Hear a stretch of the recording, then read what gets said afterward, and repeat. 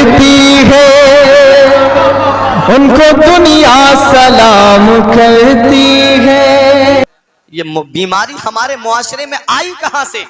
हमारे इस्लाम में तो सादा निकाह था, हमारे इस्लाम में तो सिर्फ सादा निकाह। आज ऐसी ऐसी रस्मों रिवाज कि मडा होता है तो डांस पार्टी आकर के नाचती है, डांस पार्टियां ला करके नचाई जाती है, नाम रखा जाता है शादी मुबारक। कभी आप मुबारक के माना पे तो गौर कीजिएगा। ये उलमाए किराम बताएंगे बारका युबारिकों से बना है मुबारक, जिसके मानाते हैं बरकत वाली शादी। अब बताओ, बरकत वाली शादी और उसके अंदर नाच डांस पार्टी नाच रही है, उसके अंदर ढोल धमाके बज रहे हैं। कई कई हफ्ते पहले से औरतें गीत गाना शुरू कर देती हैं ढोलों पर।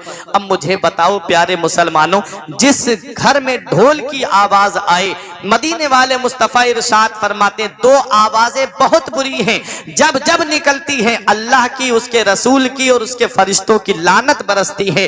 रन्नतुन इंदा मुसीबतिन, मुसीबत के वक्त नौहे की आवाज, और मिज़मारुन इंदा नेमतिन, और खुशी के वक्त में ढोल की आवाज। खुशी के वक्त में ढोल की आवाज निकलती है, जब जब आवाज निकलती है अल्लाह की, उसके रसूल की, उसके फरिश्तों की लानत बरसती है। और रोने और गम के वक्त में मातम की, रोने की आवाजें, जो नौहा करके बैन करके रोया जाता है, वो आवाजें निकलती है तो अल्लाह और उसके रसूल और उसके फरिश्तों की लानत बरसती है। ऐ प्यारे मुसलमानों, मैं आपसे पूछना चाहता हूं, बेटा अल्लाह ने दिया था, अल्लाह की अजीम नेमत थी, क्या अच्छा होता कि उस बेटे के लिए जो निकाह करने जा रहे थे, निकाह करने जा रहे थे, वो निकाह जिसके लिए नबी फरमाते हैं अन निकाह मिन सुन्नती, निकाह मेरी सुन्नत है, निकाह मेरी सुन्नत है। नबी ने फरमाया निकाह मेरी सुन्नत है।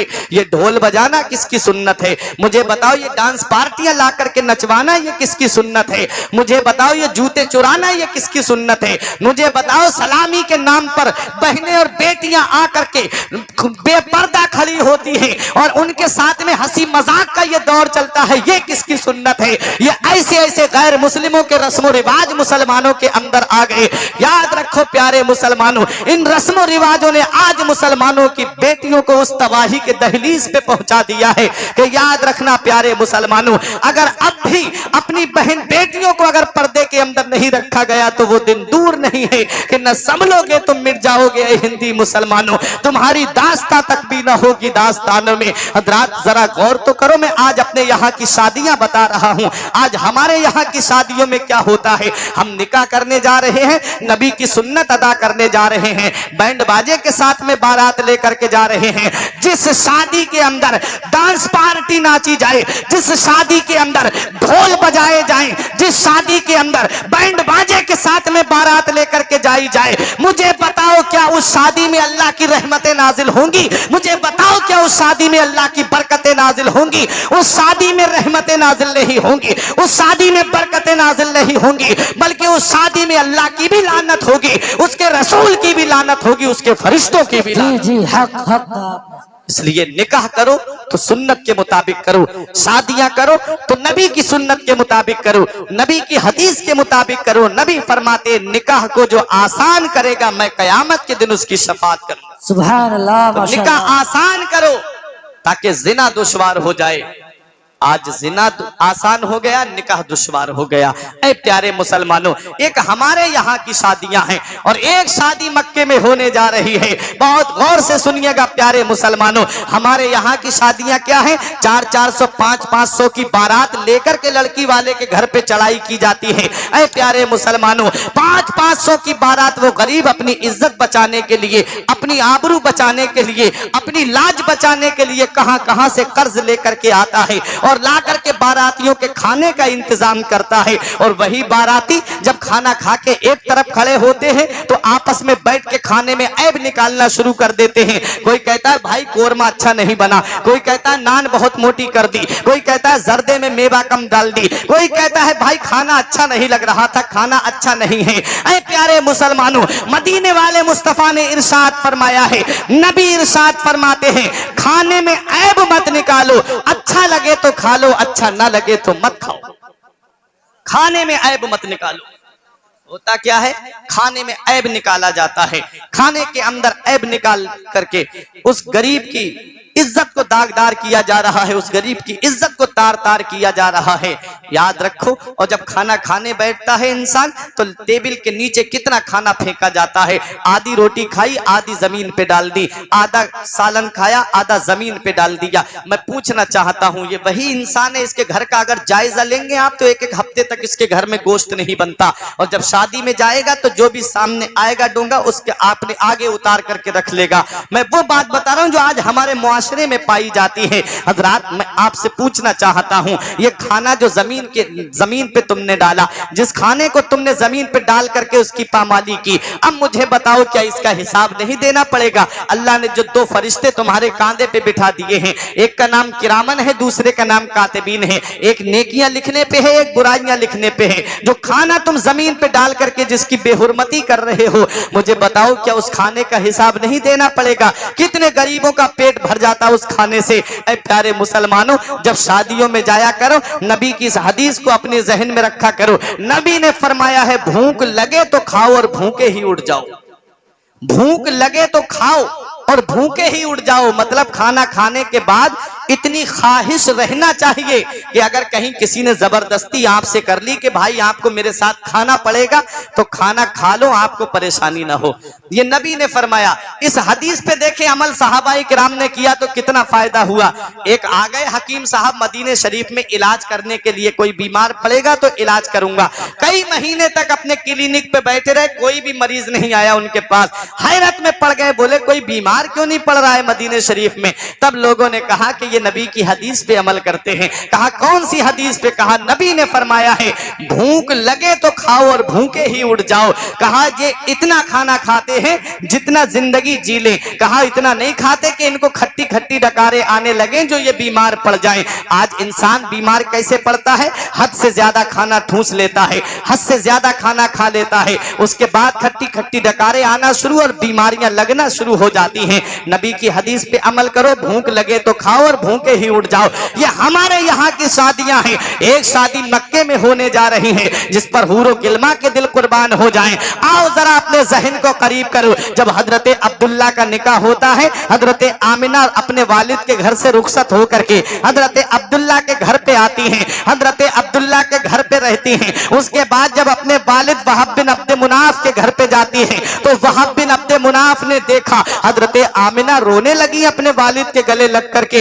वहाब बिन अब्द मुनाफ कहने लगे, बेटी आज ही अपनी ससुराल से आई हो, क्या बात है मेरी बेटी? क्या अब्दुल मुत्तलिब के घर में खाना खाने को नहीं मिलता?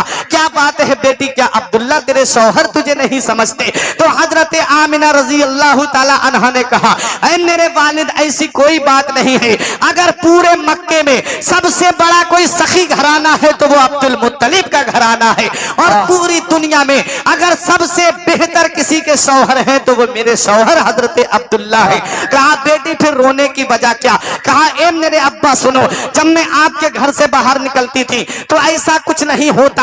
आज जब मैं हजरत अब्दुल्ला के घर से आई हूँ, जब मैं घर से बाहर निकली हूँ तो जो भी पहाड़ मेरे सामने आता है वो मुझे सलाम करता हुआ नजर आता है। जो भी दरख्त मेरे सामने आता है वो दरख्त मुझे सलाम करता है। जो भी पत्थर मेरे सामने आता है वो पत्थर मुझे सलाम करता है। तो वहाब बिन अब्द मुनाफ ने बेटी की पेशानी को चूम के कहा, ऐ मेरी बेटी आज मेरी तमन्ना पूरी हो गई, आज मेरी ख्वाहिश पूरी हो गई। कहा कौन सी? कहा बेटी मैं जानता था कि आखिरी पैगंबर का नूर अब्दुल्ला की पेशानी में जगमगा रहा है। मेरी मर्जी ये थी कि आखिरी पैगंबर जब इस दुनिया में तशरीफ लाए तो वो बेटी तेरे मुबारक शिकम से दुनिया में तशरीफ लाए। आज ये मेरी तमन्ना पूरी हो गई। मेरा इमाम पुकार के कहता है, अपने मौला की है बस शान अजीम, अपने मौला की है बस शान अजीम। जानवर भी करें जिनकी ताजीम, संग करते हैं अदब से तस्लीम, पेड़ सजदे में गिरा करते। नारे रिसालत मसलके आला हजरत खानदाने मुस्तफा, खानदाने मुस्तफा मुफ्ती फुरकान मंजरी साहिब किबला।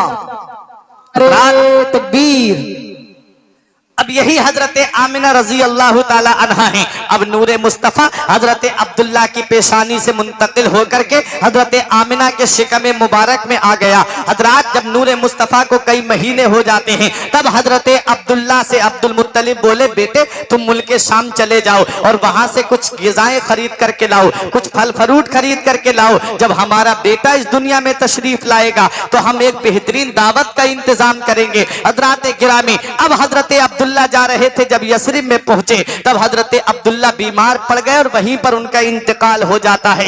इधर हजरत आमिना कहती है हजरत अब्दुल मुत्तलिब से, अब्बा अब्दुल्ला की कोई खबर नहीं आई, मेरे शौहर नहीं आए हैं, बाकी सब लोग आ गए हैं। तो हजरत अब्दुल मुत्तलिब ने अपने बेटे हारिस को भेजा, वो आए और यसरिब में आकर के पता किया तो पता चला हजरत अब्दुल्ला का इंतकाल हो चुका है। आए हारिस रोते हुए, कहा अब्बा अब अब्दुल्ला इस दुनिया में नहीं रहे। अब्दुल मुत्तलिब रोने लगे, किस मुंह से अपनी बहू से जाकर के कहे अब उसका सुहाग इस दुनिया में नहीं रहा, किस मुंह से जाकर के कहे कि अब अब्दुल्ला इस दुनिया में नहीं रहे। हजरत गिरामी, हजरत आमिना ने जब पूछा तो अब्दुल मुत्तलिब ने कहा, बेटी अब सब्र से काम लो, अब तुम्हारे शौहर इस दुनिया में नहीं रहे।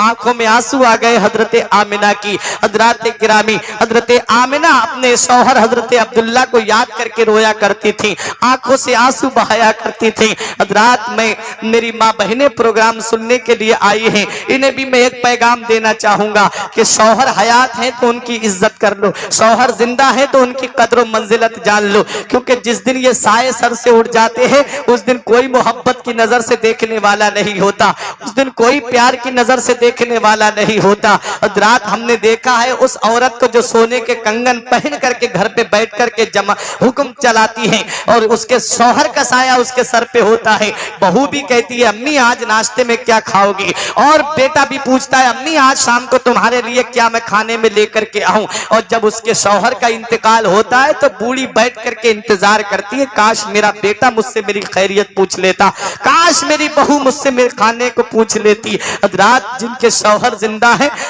वो बड़ी किस्मत वाली है। अपने शौहरों की इज्जत कर लो, अपने शौहरों से मोहब्बत करो। हजरात, मैं बताना ये चाह रहा था, हजरत आमिना अपने शौहर हजरत अब्दुल्ला को याद करके बहुत रोया करती थी। हजरात, उस नूरे मुस्तफा की दुनिया में जलवागरी होने वाली है। हजरत आमिना कहती हैं कि जब 9 महीने पूरे हो जाते हैं, कहती है मेरे बेटे ने मुझे जर्रा बराबर तकलीफ नहीं दी। मेरे आका अपनी माँ को कैसे तकलीफ दे सकते थे, वो तो दुनिया से लोगों की तकलीफ को मिटाने के लिए आए थे, दुनिया के 2 लोगों की तकलीफ को खत्म करने के लिए आए थे। हजरत गिरामी, हजरत आमिना रजी अल्लाह ताला अन्हा कहती है 9 महीने मेरा लाल मेरे शिकम में रहा, मुझे जर्रा बराबर भी कोई तकलीफ नहीं, कोई परेशानी नहीं हुई।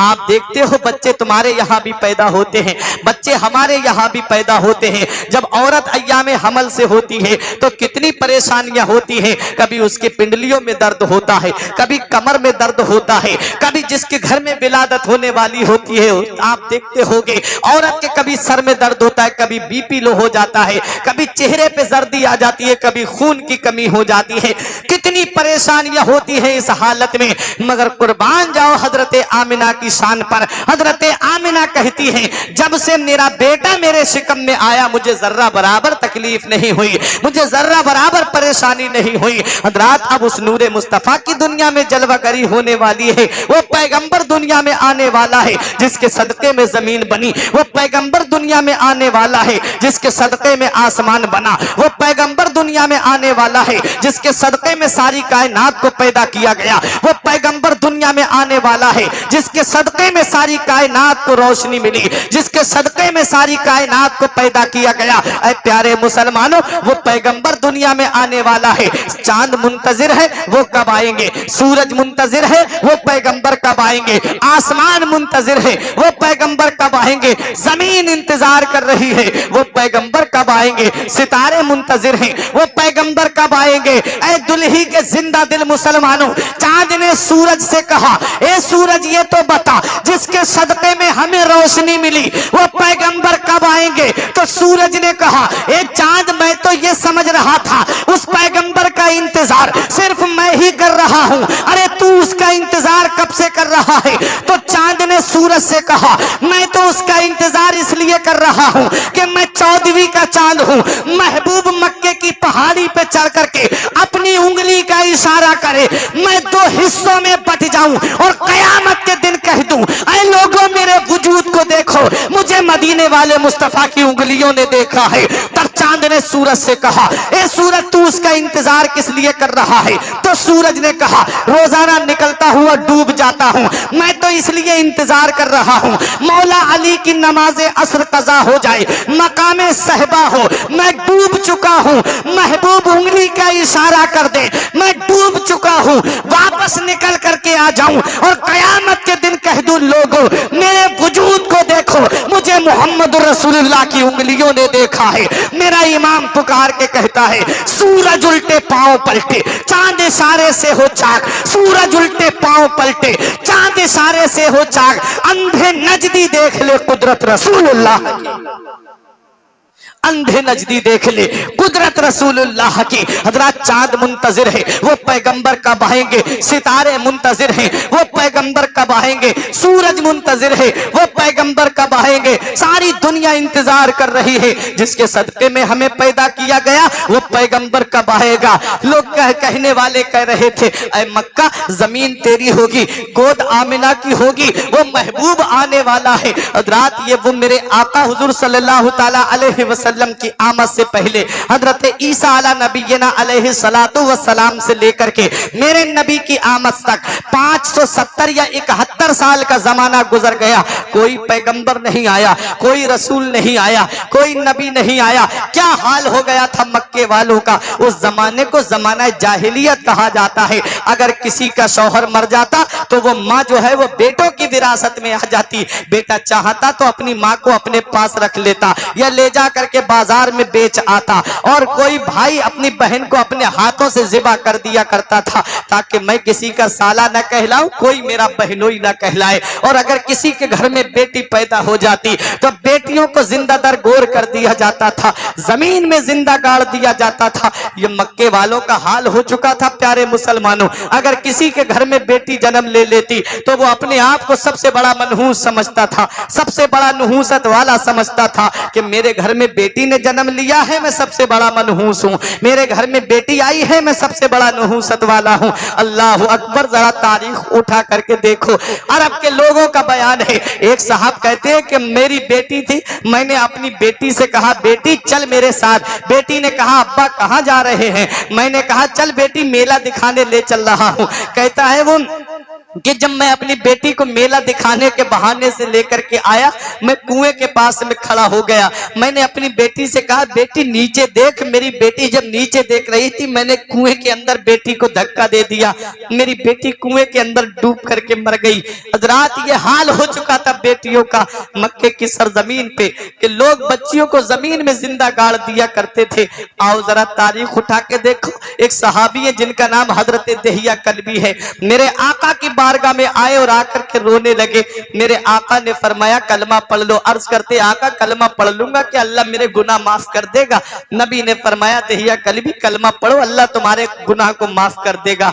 अर्ज करते आका मैंने बहुत बड़े गुनाह किए। नबी ने फरमाया कलमा पढ़ो। दहिया कल्बी ने जब कलमा पढ़ा नबी ने फरमाया तुम्हारे गुनाह क्या है। कहने लगे आका मैं अपने कबीले का सरदार था, मेरी सरपरस्ती में 70 घर आते थे कबीले के, मैंने अपने इन हाथों से 70 लड़कियों को जमीन में जिंदा गाड़ दिया है। आका क्या अल्लाह मेरा ये गुनाह माफ कर देगा।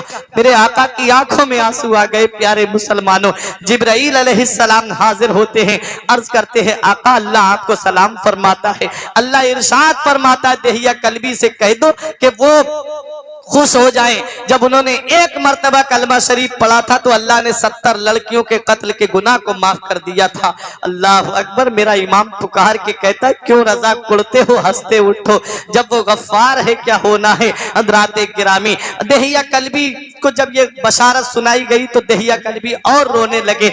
नबी ने फरमाया अब रोने की वजह क्या है? अर्ज करते या रसूल अल्लाह एक गुनाह मैं भूल नहीं पा रहा हूँ। नबी ने फरमाया क्या गुनाह है? कहते आका मैं अपनी बीबी को उम्मीद से छोड़ करके गया था, मैं अपनी बीबी को हमल से छोड़ करके गया था और ये कह के गया था कि अगर लड़का पैदा हो तो मिठाई बांटना, लड़का पैदा हो तो खुशी का इजहार करना और अगर लड़की पैदा हो तो गला दबा करके मार देना। कहते जब मैं ये कह के गया तो कई सालों के बाद वापस आया। जब मैंने दरवाजा खटखटाया तो एक फूल सी बच्ची ने दरवाजा खोला। कहते मैंने पूछा मनंते तू कौन है? उस बच्ची ने कहा मनंता आप कौन है? मैंने कहा कि मैं इस घर का मालिक हूँ। उस बच्ची ने कहा मैं इस घर के मालिक की बेटी हूँ। कहते हैं दहिया कल्बी वो बच्ची मेरे कदमों से लिपट गई। अब्बा आप कहाँ चले गए थे? मैं कब से आपका इंतजार कर रही थी। मैं रोजाना अम्मी से पूछती थी मेरे वालिद कब आएंगे। अम्मी कहती थी कि बहुत जल्द आने वाले हैं। अब्बा बहुत देर कर दी आपने आते आते। दहिया कल्बी कहते हैं मैं अपनी बीबी के पास गया और जाकर के अपनी बीबी से कहा ये किसकी बेटी है?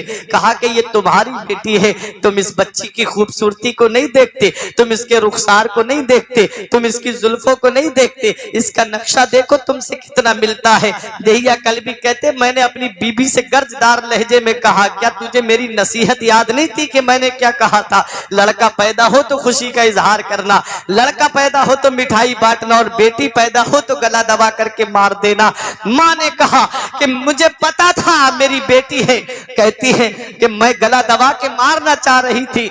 मेरी ममता ने मुझसे पुकार के कहा अगर तूने इसका गला दबा करके मार दिया तो कयामत तक के लिए बेटियों का भरोसा माँ की ममता से उड़ जाएगा। ऐ मेरे शौहर इसमें मेरा क्या कसूर है?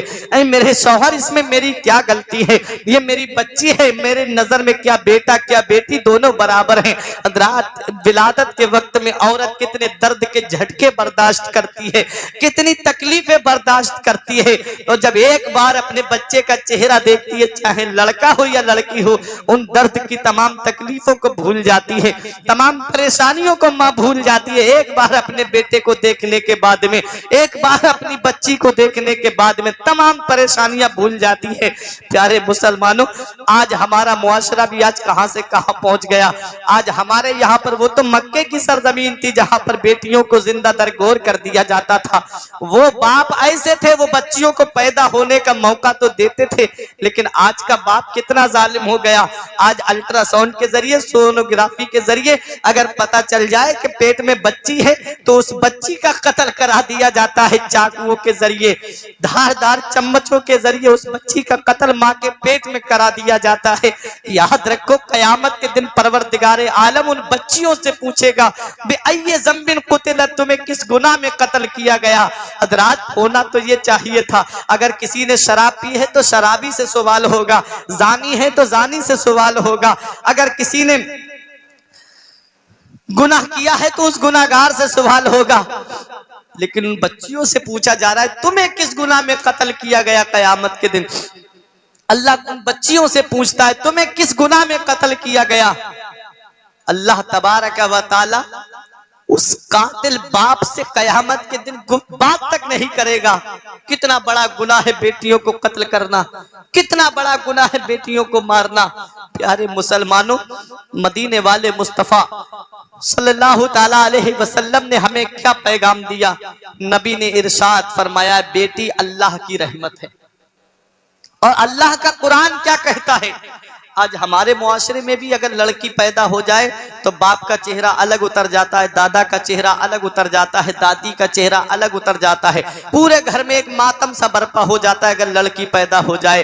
प्यारे मुसलमानों, अल्लाह 25वें पारे में इरशाद फरमाता है यहाबु लिमन यशाउ इनासो व यहाबु लिमन यशाउ ज़कूरा और युज़व्विजुहुम ज़ुकरानो व इनासा। अल्लाह कुरान में फरमाता है अल्लाह जिसे चाहता है उसे लड़कियां अता फरमाता है, अल्लाह जिसे चाहता है उसे लड़के अता फरमाता है, और अल्लाह जिसे चाहता है उसे लड़के और लड़कियां दोनों अता फरमाता है। प्यारे मुसलमानों, बेटा देने वाली जात अल्लाह की है, बेटी देने वाली जात अल्लाह की है। इसमें औरत का कोई कसूर नहीं है, इसमें औरत की कोई गलती नहीं है जिसको तानो तशनी के जहर आलू तीरों से जख्मी किया जाता है, जिसको अगर वो 2-3 बेटियां घर में पैदा हो जाए तो सास अलग ताना देती है, ननद अलग ताना देती है, जिठानी अलग ताना देती है। जब से ये मनहूस घर में आई है बेटियां ही बेटियां इस घर में आ रही हैं। याद रखो, आज एक साइंसी बात बता के चला जाऊं ताकि आपके जहन में यह बात बैठ जाए। जिन कीटाणुओं के जरिए, साइंसदान कहते हैं, जिन कीटाणुओं के जरिए बच्चा पैदा होता है, जिन कीड़ों के जरिए बच्चा पैदा होता है, उन कीड़ों के दो नाम हैं। एक का नाम ऐस है, दूसरे का नाम वाय है। हजरात, औरत के अंदर अल्लाह तबारक व तआला ने जो बच्चा पैदा होने के कीटाणु रखे हैं वो ऐस रखे हैं, लड़के वाले कीटाणु रखे हैं। और मर्द के अंदर दोनों अल्लाह ने कीटाणु रखे हैं, लड़की के भी कीटाणु हैं और लड़के के भी कीटाणु हैं। अब मुझे बताओ प्यारे मुसलमानों, जब ऐस से जाकर के मिलता है तब लड़का पैदा होता है, और जब ऐस वाय से जाकर के मिलता है तो लड़की पैदा होती है। अरे जिस औरत को तुम ताना दे रहे हो कि जब से ये मनहूस हमारे घर में आई है तब से बेटियां ही बेटियां पैदा हो रही हैं, अल्लाह ने उसके अंदर वो कीटाणु रखे ही नहीं है लड़की वाले कीटाणु तो लड़के के अंदर है। अब मुझे बताओ उसे किस गुनाह की सजा दी जा रही है? उस लड़की को क्यों ताने मारे जा रहे हैं कि जब से ये हमारे घर में आई है तब से बेटियां ही बेटियां पैदा हो रही हैं? याद रखना प्यारे मुसलमानों, बेटियां जहमत नहीं होती है, बेटियां अल्लाह की रहमत होती हैं, बेटियां अल्लाह की रहमत हैं। आओ जरा तारीख उठा करके देखो। दहिया कल्बी कहते हैं, हजरात कहते हैं दहिया कल्बी, मैंने अपनी बच्ची का हाथ पकड़ा और जब लेकर के चलने लगा मेरी बीबी ने मेरे पैर पकड़ करके कहा, मत ले जा मेरी फूल सी बेटी को, मत ले जा मेरी लाडली को।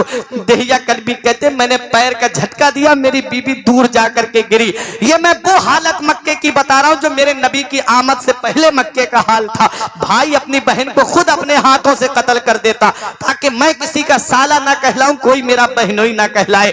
माँ बेटों की विरासत में आ जाती था, बेटा पास में रख लेता माँ को या बाजार में ले जाकर के बेच देता, और बेटियों को जिंदा जमीन में गाड़ दिया जाता था। दहिया कल्बी अपनी बेटी को गोद में लेकर के जा रहे थे। रास्ते में बेटी ने पूछा, अब्बा कहाँ जा रहे हो?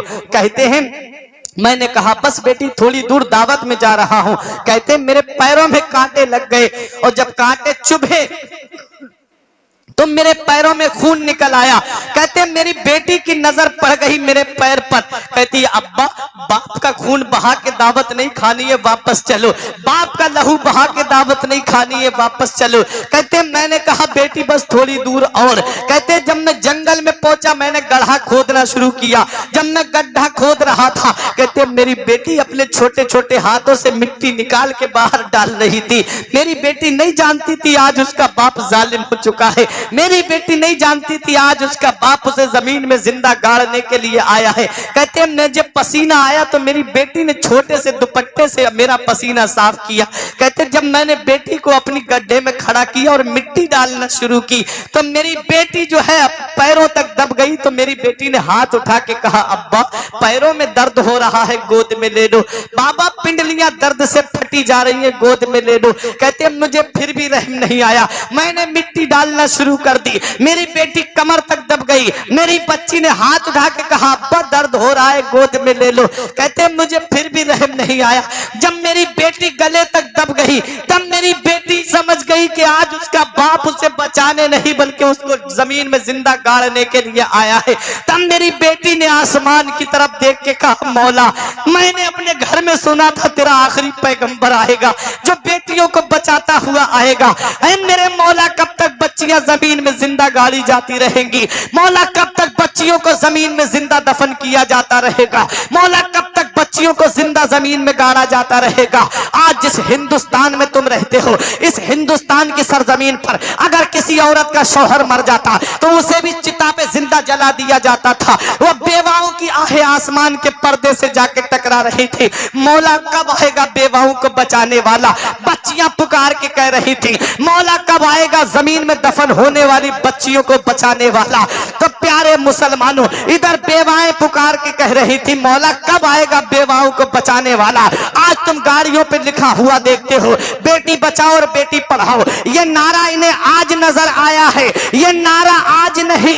अब जब सैकड़ों माओं को चिताओं पे जला दिया तब इन्हें ये नारा नजर आया है। अरे ये नारा आज नहीं बल्कि 1450 साल पहले ये नारा मक्के की सरजमीन पर मदीने वाले मुस्तफा ने लगाया था कि बेटी बचाओ और बेटी पढ़ाओ का नारा ये मक्के की सरजमीन पे लगा था। वाह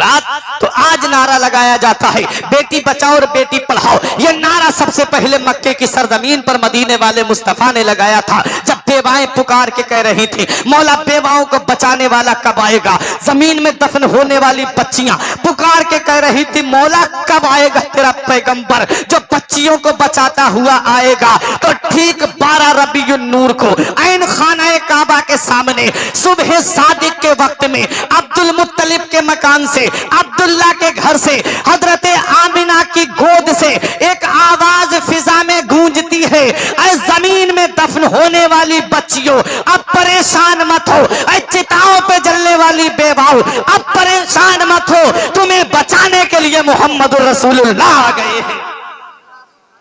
तुम्हें बचाने के लिए मोहम्मदुर रसूलुल्लाह आ गए हैं। मुस्तफा आए, बेवाएं मुस्कुराने लगी, मुस्तफा आए, बच्चियां मुस्कुराने लगी, मुस्तफा आए, यतीम मुस्कुराने लगे, मुस्तफा आए, बेसहारे मुस्कुराने लगे, मुस्तफा आए, बेचारे मुस्कुराने लगे, मुस्तफा आए, कमजोर मुस्कुराने लगे, मुस्तफा आए, लागर मुस्कुराने लगे, मुस्तफा आए, गुलाम मुस्कुराने लगे। बच्चियां कहने लगी हमें जमीन में जिंदा दफन होने से बचाने वाला पैगंबर आ गया। बेवाएं कह रही थी हमें चिताओं पे जलने से बचाने वाला पैगंबर आ गया। यतीम पुकार के कह रहे थे हमारे सर पे दस्ते शफकत फेरने वाला पैगंबर आ गया।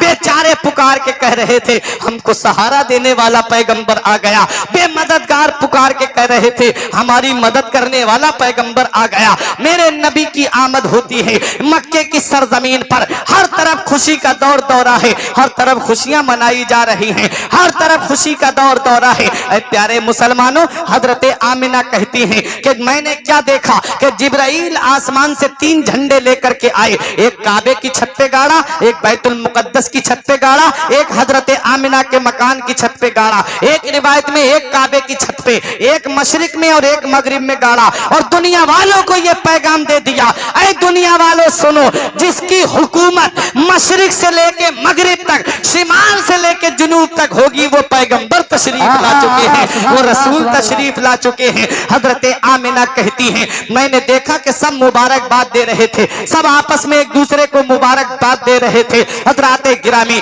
हजरत आमिना का बयान है कि मेरी नजरों से मेरा बेटा गायब हो गया, मैं परेशान हो गई कि मेरा बेटा कहां चला गया। गायब से आवाज आती है आमिना परेशान मत हो, तेरी गोद में जो पैगंबर तशरीफ लाया है इसी के सदके में हमने सारी कायनात को पैदा किया है। हजरत गिरामी हजरत आमिना का बयान है, कहती है कि मेरे कानों में आवाज आती है, मैं सुन रही थी, कोई कहने वाला ये कह रहा था इसे आलमे मलकूत की सैर कराओ, इन्हें आलमे असफल की सैर कराओ, इन्हें आलमे आला की सैर कराओ, इन्हें आलमे इल्लियीन की सैर कराओ, इन्हें सारे कायनात की सैर कराओ, इन्हें 7 आसमानों की सैर कराओ, इन्हें 7 जमीनों की सैर कराओ, इन्हें सारी कायनात की सैर कराओ और सारी कायनात को दिखा दो कि जिसका तुम इंतजार कर रहे थे वो पैगंबर तशरीफ ला चुका है, जिस रसूल का तुम इंतजार कर रहे थे वो रसूल दुनिया में तशरीफ ला चुके हैं। हर तरफ खुशी का दौर दौरा था। हजरत आमिना कहती है मेरे कानों में आवाज आती है, कोई आवाज देने वाला ये आवाज दे रहा था, इन्हें हजरत आदम की सितवत दे दो, इन्हें हजरत नूह की शुजाअत दे दो, इन्हें हजरत इब्राहिम की खुल्लत दे दो, इन्हें हजरत इस्माइल का वजह ईसार दे दो, इन्हें हजरत याकूब का सब्र दे दो, इन्हें हजरत यूसुफ का हुस्न दे दो, इन्हें हजरत दाऊद की खिलाफत दे दो, इन्हें सुलेमान की सितवत बादशाहत दे दो, इन्हें मूसा का जलाल दे दो, इन्हें हारून की फसाहत व बलागत दे दो, इन्हें ईसा का जमाल दे दो। प्यारे मुसलमानों, जो तमाम खूबियां, जो तमाम सिफतें उन पैगंबरों में अलग अलग पाई जाती थी, वो तमाम खूबियां जमा करके मदीने वाले मुस्तफा की जात में अल्लाह ने रख दी, वो मदीने वाले मुस्तफा की जात में रख दी। तभी तो मेरा इमाम पुकार के कहता है खल्क से औलिया, औलिया से रसूल, खल्क से औलिया, औलिया से रसूल, सब रसूलों से आला हमारा नबी। सुभान अल्लाह, सुभान अल्लाह। सब रसूलों से आला हमारा नबी। कर्नो बदली रसूलों की होती रही, चांद बदली का निकला हमारा नबी। कौन देता है देने को मुंह चाहिए, देने वाला है सच्चा हमारा नबी। रात तो मेरे आका की आमद हुई, हर तरफ खुशी का दौर दौरा, अंबिया किराम खुशियां मना रहे हैं, फरिश्ते खुशियां मना रहे हैं। ऐसे आलम में जब इबलीस को ढूंढा गया तो मक्के में एक पहाड़ है बू कुबैस पहाड़, उस पे इब्लीस अपना सर मार रहा था, सर मार रहा था। प्यारे मुसलमानों, अब तो मोहब्बत से बोलो सुभान अल्लाह। इब्लीस अपना सर मार रहा था। इब्लीस के चेलों ने कहा क्या कर रहे हो? इब्लीस बोला दूर हो जाओ मेरी नजरों से, तुम्हें पता नहीं मेरे मंसूबे को खाक में मिलाने वाला पैगंबर आ गया, मेरे निजाम को दरहम बरहम करने वाला रसूल आ गया। इधर अंबियाए किराम खुशियां मना रहे हैं, इधर फरिश्ते खुशियां मना रहे हैं। जिब्रील की खुशी का आलम न पूछिए, झंडे ला करके लगा करके खुशी का इजहार कर रहे हैं। ऐ दुल्ही के जिंदा दिल मुसलमानों, अब लड़ने की जरूरत नहीं है, झगड़ने की जरूरत नहीं है। ऐ प्यारे मुसलमानों, मैं आपसे ये पूछना चाहता हूँ, इधर अंबियाए किराम खुशियां मना रहे हैं, इधर फरिश्ते खुशियां मना रहे हैं, इधर इब्लीस के पेट में दर्द हो रहा है, तो अब लड़ने की जरूरत नहीं, झगड़ने की जरूरत नहीं, किसी से बहसो मुबाहिसा करने की जरूरत नहीं।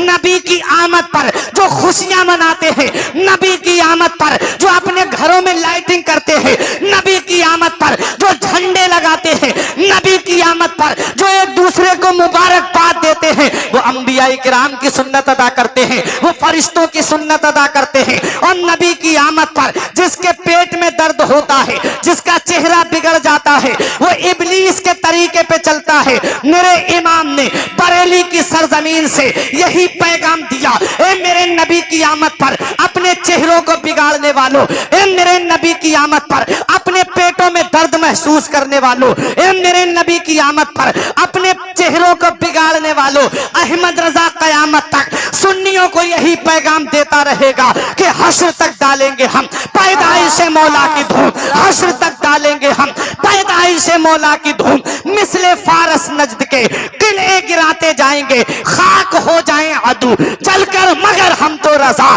दम में जब तक दम है जिक्र उनका सुनाते जाएंगे। या रसूल यार जिंदाबाद।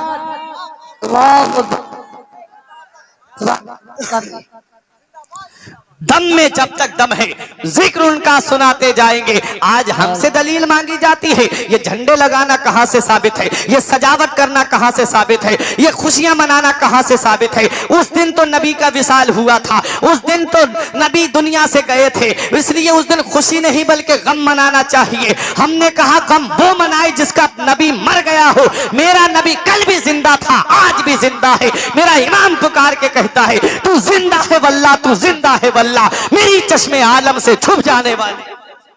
रात गम वो मनाए जिसका मर गया हो। मेरा नबी जिंदा है, कल भी जिंदा था, आज भी जिंदा है। हजरात गिरामी, मैं बताना ये चाह रहा था कि हमसे सबूत मांगा जाता है। ये झंडे आए थे तो कौन से रंग के आए थे, ये सजावट करना कहां से साबित है। जब मेरे नबी की आमद हो रही थी तो आसमान के सितारे, हजरत आमिना कहती, इतना करीब आ गए थे मेरी घर की छत के, ऐसा लग रहा था कि मेरे आंगन में टूट के गिर जाएंगे। हमारे दौर में तो ये बल्ब की रोशनी का दौर है, इसलिए हमने ये सजावट लगा करके वो सुन्नत अदा कर दी। ऐ प्यारे मुसलमानों, अब मैं बताना ये चाहता हूं, पूरे 11 महीने आप इंटरनेट उठा करके देख लेना, खोल करके देख लेना, 11 महीने तक कोई भी खबर आपको सोशल मीडिया पे नहीं मिलेगी। खामोश बैठे रहेंगे, कोई भी खबर नहीं। जैसे ही 12वीं शरीफ का महीना आएगा, ये शिर्क है, झंडे लगाना शिर्क है, मिलाद मनाना शिर्क है, आमद की खुशी मनाना शिर्क है, ये नबी की आमद पे झंडे लगाना बिदअत है। तरह तरह के नए नए फतवे लेकर के आ जाएंगे मार्केट के अंदर। 15 अगस्त आएगा तो अपने स्कूल में खूब झंडा लहराएंगे, 2 अक्टूबर आएगा तो इनके स्कूल में मदरसे में खूब झंडा लहराया जाएगा। और कितने डे मनाए जाते हैं, चिल्ड्रंस डे मनाया जाता है, कहीं फादर्स डे मनाया जाता है, कहीं मदर्स डे मनाया जाता है, कहीं टीचर्स डे मनाया जाता है। कितने डे मनाए जाते हैं, कभी बिदअत का फतवा नहीं लगाया, कभी शिर्क का फतवा नहीं लगाया। और जैसे ही 12 रबीउल अव्वल शरीफ का महीना आया और सुन्नी ने अपने नबी की आमद की खुशी का इजहार करना शुरू कर दिया, फौरन शिर्क और बिदअत के फतवे लगाना शुरू हो जाते हैं। तो अब तुम्हें लड़ने की जरूरत नहीं, कोई बहस करने की जरूरत नहीं। कितने भी ये लोग आपसे बहस करना चाहे, दलीलें मांगे तो दलीलें देने की जरूरत नहीं। बस इतना समझ लेना कि जब नबी की आमद हुई थी तो अंबियाए किराम भी खुश, फरिश्ते भी खुश, इब्लीस ना खुश था, सब खुश थे, इब्लीस ना खुश था। इसलिए तुम्हें अब लड़ने की जरूरत नहीं। नबी की आमद पर जो खुशियां मनाते हैं वो अंबियाए किराम के तरीके पे चलते हैं, वो फरिश्तों के तरीके पे चलते हैं। और नबी की आमद पर जिनके पेट में दर्द होता है, जो अपने चेहरे बिगाड़ लेते हैं, वो इब्लीस के तरीके पे चलते हैं। शायर पुकार के कहता है, निसार तेरी चहल पहल पर हजारों ईदे रबीउल अव्वल, निसार तेरी चहल पहल पर हजारों ईदे रबीउल अव्वल, सिवाय इब्लीस के जहां में सभी तो खुशियां मना रहे हैं, सिवाय इब्लीस के जहां में सभी तो खुशियां मना रहे हैं। क्यों ना खुशियां मनाए जिस नबी के सदके में हमें पैदा किया गया, जिस नबी के सदके में कायनात का वजूद बना, उस नबी की आमद पे खुशियां नहीं मनाएंगे तो फिर किसकी आमद पे खुशियां मनाएंगे? प्यारे मुसलमानों, मेरे नबी की आमद पे खुशियां मनाई जा रही हैं। ये लोग कहते हैं उस दिन गम मनाना चाहिए। हमने कहा सुन, हदीस पाक नहीं पढ़ता, नबी ने क्या फरमाया है। हमारे घर में जब बच्चा पैदा होता है, इमाम साहब बैठे, ये हमारे बुजुर्ग बैठे, सब गवाही देंगे, हमारे घर में जब कोई बच्चा पैदा होता है तब भी हम अपने उस बच्चे के आने पे हम अपने घर में मीलाद की महफिल सजाते हैं, बच्चे की आमद पे मीलाद की महफिल सजाते हैं। और जब हमारे घर में किसी का इंतकाल हो जाता है तो 3, 10, 20, 40 बरसी में भी हम नबी की मीलाद सजाते हैं। अरे नबी की मीलाद शिर्क कहां है? नबी की तारीफ और तौसीफ बयान करना कहां शिर्क है? मुझे बताओ ऐ प्यारे मुसलमानों। नबी फरमाते हैं हयाती खैरुल लकुम व ममाती खैरुल लकुम।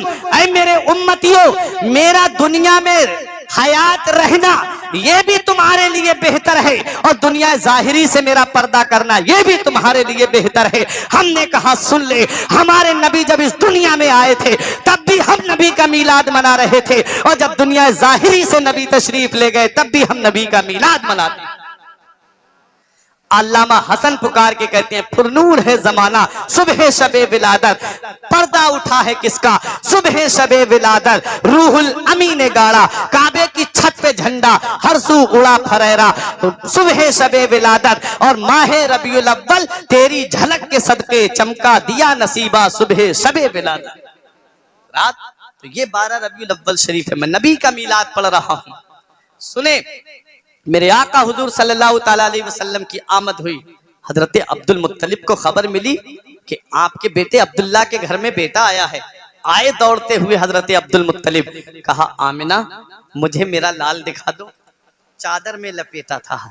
हजरत आमिना रजी अल्लाह ताला अन्हा ने चादर को आहिस्ता आहिस्ता हटाना शुरू किया, पूरा कमरा नूर से रोशनी से मुनव्वर हो गया। अब्दुल मुत्तलिब कहते हैं ला बेटी मैं इसको लेकर के बाहर जाऊं। हजरत आमिना ने फिर चेहरे अनवर पे कपड़ा रख दिया। जानती थी कहां लेके जाएंगे, खाना काबा के मुतवल्ली थे, तवाफ करने जाएंगे। हजरत अब्दुल मुत्तलिब जैसे ही घर से बाहर निकले, एक साहब का बयान है कि मेरी नजरें ये फर्क ही नहीं कर पा रही थी कि अब्दुल मुत्तलिब काबे की तरफ बढ़ रहे हैं या काबा अब्दुल मुत्तलिब की तरफ बढ़ रहा है।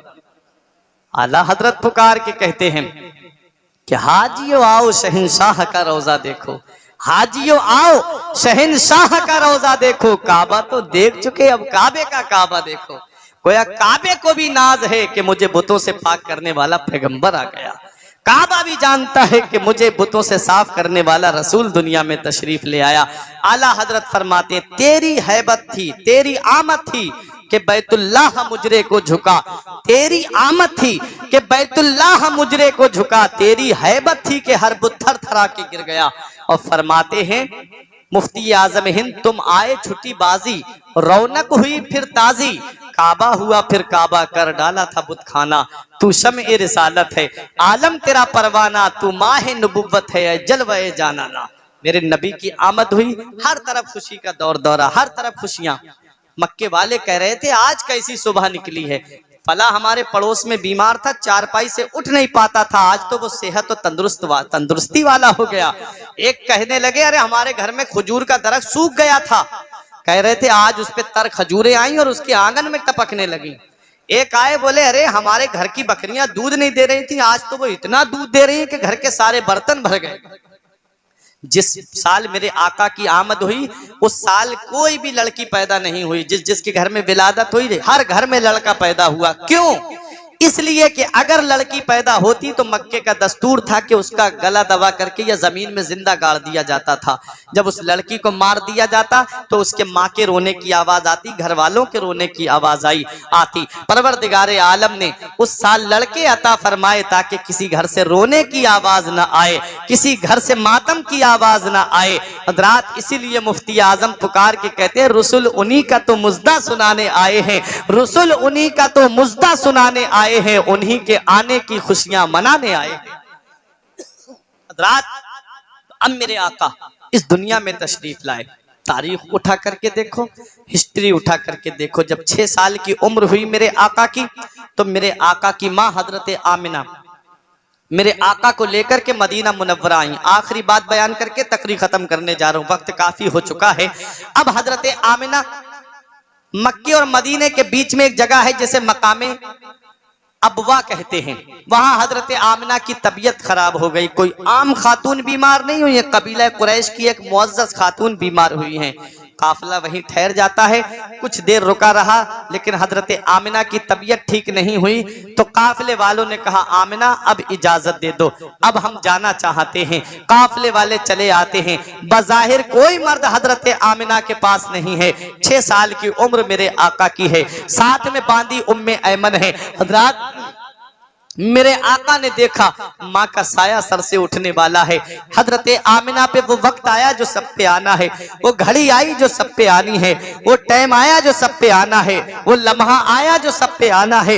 हजरत आमिना पे जब जाकनी का आलम तारी हुआ, मेरे नबी ने अपनी माँ के सर को अपने जानू पे रख लिया और अपनी माँ का सर दबाने लगे। जन्नत की हूरों ने कहा या रसूल अल्लाह आपको ये परेशानी उठाने की जरूरत क्या है, आका हमें इजाजत दें हम आपकी माँ की खिदमत करें। तो नबी का किरदार बोल रहा था, नबी का कह